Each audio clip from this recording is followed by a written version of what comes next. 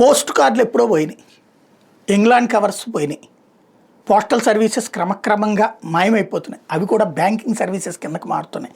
ఇప్పుడు తాజాగా registered post కూడా ఇక పైన కనుమరుగు.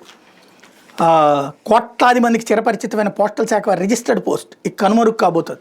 దేశవ్యాప్తంగా గత 50 సంవత్సరాలుగా కీలకమైన సర్టిఫికెట్లు, ఉద్యోగ నియామక పత్రాలు, లీగల్ నోటీసులు, ప్రభుత్వ ఉత్తర్వులు రిజిస్టర్డ్ పోస్ట్ ద్వారా ప్రజలకు చేరవేసిన పోస్టల్ శాఖ కీలక నిర్ణయం తీసుకుంది.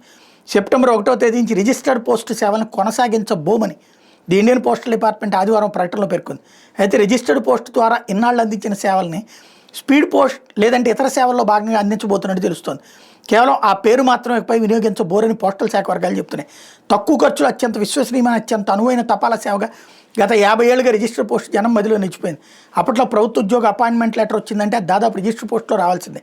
ఉత్తర ప్రత్యుత్తరాల కాలంలో రిజిస్టర్ పోస్ట్కి ఎనలేని విలువ ఉండేది.